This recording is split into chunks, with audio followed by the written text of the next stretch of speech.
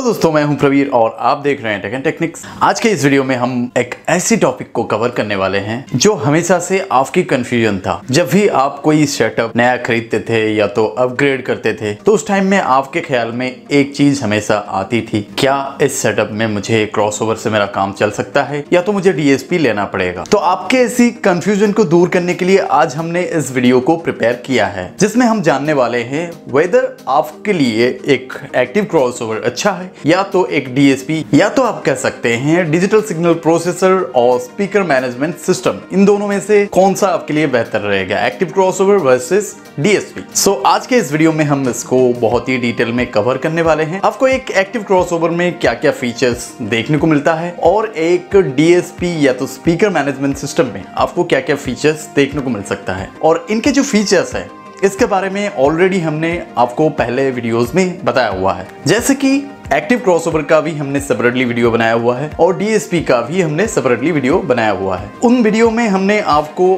Total उनके जो features हैं उसके बारे में एक्सप्लेन किया हुआ है, लेकिन हमने इन दोनों को कभी कंपेयर करके वीडियो नहीं बनाया है। आज का ये जो वीडियो है इसको बनाने का रीजन ये है कि हम इसके जो टेक्निकल स्पेसिफिकेशंस है इसको कवर करें, फीचर्स क्या क्या मिलते हैं, इसको हम कैसे यूटिलाइज करें और इसकी वजह से हमें किस तरह का रिस्पॉन्स मिल सकता है। इस वीडियो में हम ये सब चीजों को कवर करने वाले हैं। इससे आपको एक बेहतर आइडिया मिलेगी कि अगर आप एक सेटअप आप चला रहे हैं या तो आपने थोड़ा सा अपग्रेड किया है या तो आप एक नया सेटअप रेडी किए हुए हैं, तो इन दोनों के लिए आप इन दोनों में से कौन सा चूज करें। पहले जानते हैं एक्टिव क्रॉसओवर के बारे में। इसमें आपको क्या क्या फीचर्स मिलता है। आमतौर से एक एक्टिव क्रॉसओवर खरीदे आप अगर 2 वे, 3 वे और 4 वे तीनों मोड होने वाला एक एक्टिव क्रॉसओवर लेते हैं तो उसमें आप ये तीनों मोड को यूज कर सकते हैं। इसमें फ्रीक्वेंसी रेंज आप अपने हिसाब से सेट कर सकते हैं। इसमें अगर आप 3 वे मोड में चला रहे हैं जो आपको फ्रीक्वेंसी का 2 नॉब मिलता है, इससे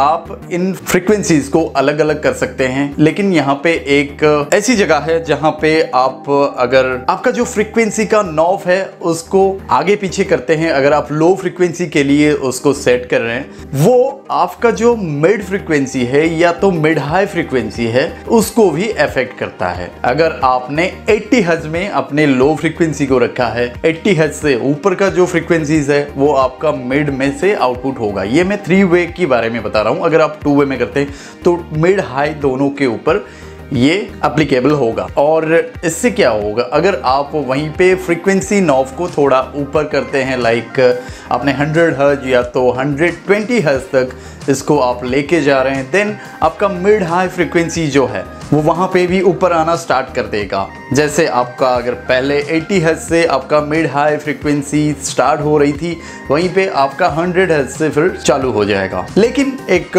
डीएसपी में आपको क्या क्या फीचर्स मिलता है इसके बारे में थोड़ा सा जान लेते हैं। एक डीएसपी या तो स्पीकर मैनेजमेंट सिस्टम जो है, इसमें आपको inbuilt crossover, inbuilt equaliser, inbuilt compressor limiter gate, ये सारे चीज एक ही यूनिट में आपको देखने को मिलेगी। और इसमें भी क्रॉसओवर में आप इसका स्लोप को अलग अलग कर सकते हैं और अपने सेपरेट आउटपुट के लिए, जैसे हमने एक्टिव क्रॉसओवर में देखा, अगर हम लो फ्रीक्वेंसी के साथ कुछ भी छेड़खानी करते हैं तो मिड हाई फ्रीक्वेंसी के ऊपर भी वो चेंजेस दिखता है। लेकिन एक डीएसपी में अगर आप लो फ्रीक्वेंसी का जो स्लॉट है उसके ऊपर आप कुछ भी चेंजेस करते हैं उसके सेटिंग्स में, उसके फ्रीक्वेंसी रेंज में, देन जो मिड हाई आउटपुट या फिर मिड हाई अलग अलग जो भी आपका आउटपुट है उसके ऊपर आपका कोई भी चेंजेस आपको देखने को नहीं मिलेगा। ये बहुत ही एक अच्छा फीचर है। इससे आपको बेनिफिट्स क्या मिलेंगी, अगर आपने एक सबवूफर लिया हुआ है जिसको आप 100 हर्ट्ज में चला रहे हैं और आपको एक टॉप चलाना है जिसको आप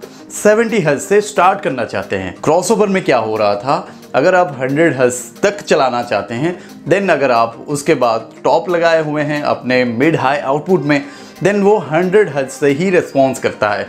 जबकि डीएसपी में आपका 70 हर्ट्ज से भी आप इसको चला सकते हैं। मीन्स फ्रीक्वेंसी रेंज अलग अलग इक्विपमेंट के लिए अलग अलग आप रख सकते हैं। दूसरी पॉइंट, आपको एक डीएसपी में आपको स्लोप का ऑप्शन मिलता है। अपने फ्रीक्वेंसी रेंज के लिए आप अलग अलग स्लोप्स ले सकते हैं। पहले भी आप लोग मुझसे काफ़ी बार पूछ चुके हैं कि स्लोप के ऊपर एक प्रॉपरली वीडियो बनाइए, तो इसके बारे में हम थोड़ा सा जान लेते हैं। स्लोप एक्चुअली क्या होता है? स्लोप का एक दूसरा नाम है जिसको हम क्यू भी बोलते हैं। और स्लोप का काम ये होता है, आपने जो फ्रीक्वेंसी रेंज सिलेक्ट किया हुआ है उसके ऊपर आपने एक स्टार्टिंग पॉइंट लिया है और एक एंड पॉइंट लिया है। सोचिए आपने सबवूफर के लिए 30 हर्ट्ज से लेके 90 हर्ट्ज का एक फ्रीक्वेंसी रेंज सिलेक्ट किया हुआ है। वहां पे जो स्टार्टिंग पॉइंट है एक्चुअली वहां पे एक स्लोप ऐड होता है। आपका एक्टिव क्रॉसओवर में भी स्लोप होता है, लेकिन वो एक फिक्स्ड स्लोप वहां पे रहता है। लेकिन एक डीएसपी में आप स्लोप को चेंज भी कर सकते हैं। स्लोप एक्चुअली 3 प्रकार के होते हैं, बेसिल स्लोप, बटरवर्थ स्लोप और लिंक विथ रैली स्लोप। ये 3 स्लोप में आपको बहुत सारे कैटेगरी भी देखने को मिलती है, जैसे -6 dB, -12 dB, -18 dB, -24 dB, -36 dB, -48 dB। इस तरह के आपको हर एक स्लोप में अलग अलग सेंसिटिविटी चूज करने का भी ऑप्शन रहता है, आप कितना उसको माइनस में लेना चाहते हैं। स्लोप का जो काम होता है एक्चुअली, आप अगर एक फ्रीक्वेंसी रेंज सिलेक्ट कर रहे हैं, सोचिए आपने 30 हर्ट्ज से सिलेक्ट किया हुआ है। आपका जो वो 30 हर्ट्ज है, आपका वो स्ट्रेट लाइन ऐसा नहीं होगा कि आप बिल्कुल 30 हर्ट्ज से जो 29 हर्ट्ज है उसको बिल्कुल एलिमिनेट कर दिए, या फिर आप बिल्कुल 30 हर्ट्ज से ही स्टार्ट कर रहे हैं। आप जहां से भी आपका पॉइंट सिलेक्ट करते हैं वहां से एक आपका ग्राफ बनता है, जो दूसरा जो पीछे वाला फ्रीक्वेंसी है वो थोड़ा सा माइनस में जाता है। ऐसा होता है कि आपने अगर 30 हर्ट्ज का सिलेक्ट किया है, देन वो 25 हर्ट्ज से लेके 30 हर्ट्ज तक एक ग्राफ आपको दिखाई देता है। उसी ग्राफ को आप अगर चाहें तो चेंज भी कर सकते हैं अलग अलग डीबी के हिसाब से, माइनस इतना डीबी में आप चेंज करना चाहते हैं। इन तीनों स्लोप में आप अलग अलग फिल्टर्स भी डाल सकते हैं, बेसिल का, बटरवर्थ का या तो लिंक विथ रैली। उनमें से आप अपने टेस्ट के हिसाब से सिलेक्ट कर सकते हैं आपको लो फ्रीक्वेंसी में कौन सा पार्ट चाहिए, कौन से स्लोप में आपको वो वाला पार्ट मिल रहा है, किस में नहीं मिल रहा है। ऐसा नहीं है कि हर एक स्लोप हर पर्पस के लिए आप यूज कर पाएंगे, इसका अलग अलग यूज होता है। लाइव साउंड में अगर आप यूज करते हैं वहां पे सबवूफर का फ्रीक्वेंसी रेंज भी अलग होता है, स्लोप भी आपका अलग होता है, स्टार्ट पॉइंट स्लोप भी अलग होता है, एंड पॉइंट स्लोप भी अलग होता है। तो आप उसके हिसाब से चूज कर सकते हैं। अगर आपको एक अच्छा आइडिया दूं, आप चाहे लाइव साउंड या डीजे यूज करें। नॉर्मली अगर आपको ज़्यादा आइडिया नहीं है तो आप -24 बटरवर्थ स्लोप दोनों साइड के लिए आप ले सकते हैं, स्टार्ट पॉइंट के लिए भी और एंड पॉइंट के लिए भी। इससे आपको अच्छा रिस्पॉन्स सुनने को मिलेगा। देन जब आप इसको अच्छे से समझ जाएं, सीख जाएं, उसके बाद अगर आप चाहें तो अप्लाई कर सकते हैं, कुछ चेंजेस, कुछ मॉडिफाई करके देख सकते हैं। ऐसा नहीं है कि मैंने जो स्लोप्स मैं यूज़ करता हूँ या तो मैंने टेस्ट करता हूँ तो वो स्लोप अगर आपको कह देने से आपका साउंड में भी वो ही स्लोप अच्छा बजेगा, ऐसा नहीं है। हर अलग अलग इक्विपमेंट का अलग अलग एक रिस्पॉन्स ग्राफ रहता है, उस हिसाब से उसको अलग अलग फ्रीक्वेंसी रेंज में भी, स्लोप में भी इसको चलाना पड़ता है। अगर आप सोच रहे हैं कि आप कोई अलग कंपनी का एक सबवूफर यूज़ कर रहे हैं, उसका और एक दूसरा कंपनी, सोचिए एक जगह पे आपने JBL लिया हुआ है, एक जगह पे आपने RCF लिया हुआ है, दोनों का फ्रीक्वेंसी रेंज अलग अलग रहता है। पर्पस अगर सेम हो देन काफ़ी हद तक दोनों के फ्रीक्वेंसी रेंज है या स्लोप है वो मैच करेंगी। नहीं तो यहाँ पे क्या होता है, कैबिनेट का जो पैटर्न है वो भी काफ़ी ज़्यादा मैटर करता है। अगर आपने सिमिलर टाइप का कैबिनेट लिया हुआ है देन आप एक ही तरह का स्लोप में यूज़ कर सकते हैं। अगर आपने अलग अलग टाइप का कैबिनेट्स लिया हुआ है जहाँ पे एक जगह पे आपका एयर वेंट्स है, एक जगह पे नहीं है, एक जगह पे आपका रिवर्स एयर वेंट है, इस तरह से मतलब अलग अलग स्लोप आपको यूटिलाइज करके चेक करना पड़ेगा किसमें कौन सा अच्छा बज रहा है, उसके हिसाब से आप चेक कर सकते हैं। एक डीएसपी में पोलैरिटी का भी जो फेज का ऑप्शन है वो भी देखने को मिलता है, और आपके एक्टिव क्रॉसओवर में भी ये फीचर होता है, फेज इन्वर्ट करके एक बटन होता है हर आउटपुट में। और नेक्स्ट है एक डीएसपी में, आमतौर से आप एक्टिव क्रॉसओवर के बारे में ज़्यादातर जानते होंगे, लेकिन एक डीएसपी का जो फीचर है नेक्स्ट आपको लिमिटर्स मिलते हैं। मींस अगर आप अपना मिक्सचर से गेन स्ट्रक्चर सही से मेंटेन नहीं कर पा रहे देन यहाँ पे डीएसपी में आप एक लेवल सेट कर सकते हैं जहां से आप ऊपर जाने की कोशिश कर रहे हैं, देन आपका डीएसपी का जो लिमिटर है वो आपको उसी जगह पे रखेगा। ऐसे भी लोग कहते हैं कि डीएसपी यूज़ करने से ऑडियो कंप्रेस हो जाती है, हम कंपटीशंस वगैरह में यूज़ नहीं कर सकते।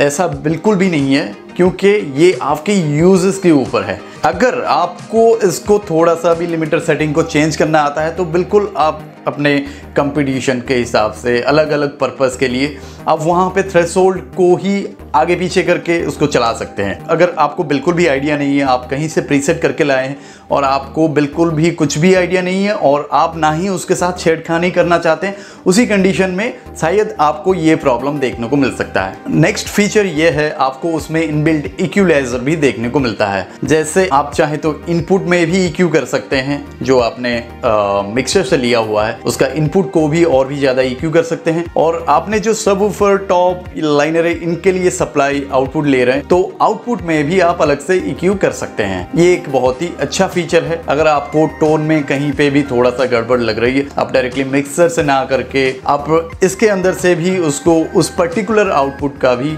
इक्यू आप कर सकते हैं। और अगर आप जैसे DVX 260, 360 ये DSP ले रहे हैं, देन आपको एक्स्ट्रा गेट का भी फीचर्स मिलेगा, सब हार्मोनिक सिंथेसाइजर भी मिलेगा, जिससे आप अपने लो फ्रीक्वेंसी को और थोड़ा सा इन्हांस कर पाएंगे। आपको कंप्रेशर भी मिलेगा, आपको फीडबैक सप्रेशन भी मिलेगा, आपको RTA का भी ऑप्शन मिलेगा, जिससे आप अपने इन्वायरमेंट की जो नॉइज़ है उसको रियल टाइम में एनालाइज कर पाएंगे और उसको एलिमिनेट कर पाएंगे। 360 में आप ऑटो फीडबैक सप्रेशन का भी यूज़ कर सकते हैं, जिससे अगर आप स्पीकर के पास भी जाके अगर आपका माइक्रोफोन भी यूज़ कर रहे हैं, देन वो ऑटो डिटेक्ट करके आपका वो फीडबैक जो है उसको एलिमिनेट करेगा। इस तरह के बहुत सारे फीचर्स एक DSP में होती है कंपेयर टू एक्टिव क्रॉसओवर। अगर आप एक DSP के जो फीचर्स है उसको 100 आउट ऑफ 100 मार्क्स दें, देन आपको एक एक्टिव क्रॉसओवर में 100 आउट ऑफ 20 मार्क्स आपको देना पड़ेगा। लेकिन एक्टिव क्रॉसओवर अपने जगह पे भी सही है, क्योंकि जो लोग बिल्कुल स्टार्टिंग किए हुए हैं उनको अगर वो लोग DSP में इन्वेस्टमेंट करेंगे, देन उनको थोड़ा सा प्रॉब्लम भी देखने को मिल सकता है, क्योंकि उतना इजी टू यूज नहीं है जैसे एक्टिव क्रॉसओवर है। एक्टिव क्रॉसओवर को आप इंस्टेंटली लाके इनपुट आउटपुट देके आराम से कोई भी सेटिंग के ऊपर आप चला सकते हैं, ज्यादा कुछ चेंजेस भी नहीं करना पड़ता, आराम से इसको यूज कर सकते हैं। सो ऑल ओवर अगर मैं दोनों के बारे में अपनी राय देना चाहूँ, अगर आप बिल्कुल एक बिगिनर है, आपको बिल्कुल साउंड इक्विपमेंट के बारे में ज्यादा कुछ आइडिया नहीं है, देन आप एक्टिव क्रॉसओवर में इन्वेस्टमेंट करें। जब आप कुछ इसके बारे में नॉलेज गेन कर लें, उसके बाद आप DSP में जाएं। इससे क्या होगा, आपको और भी 4-5 फीचर्स आपको एक्स्ट्रा देखने को मिलेगी, जिसका यूज करके आप अपने ऑडियो क्वालिटी को और भी ज्यादा इनहांस कर पाएंगे, अपने जो ऑडियो इक्विपमेंट है उसको और भी ज्यादा सेफ रख पाएंगे। और बहुत सारे ऐसे फीचर्स हैं जिसका यूज करके आप ऑडियो क्वालिटी को एक अलग ही लेवल पे लेके जा सकते हैं। सो ऑल ओवर ये था मेरी राय एक्टिव क्रॉसओवर और एक DSP या स्पीकर मैनेजमेंट सिस्टम के बारे में। अगर आपको ये वीडियो इन्फॉर्मेटिव लगा हो तो वीडियो को जरूर एक लाइक और इस वीडियो को अपने दोस्तों के साथ शेयर कीजिए। और अगर आपने हमारे इस चैनल को सब्सक्राइब नहीं किया है तो बिल्कुल सब्सक्राइब कर लीजिए और नोटिफिकेशन बेल को भी ऑन कर दीजिए, ताकि आपको इस तरह की इन्फॉर्मेटिव टॉपिक्स मिलती रहे। सो दोस्तों, मैं मिलता हूं आपसे अगले वीडियो में, तब तक के लिए bye bye, see you soon.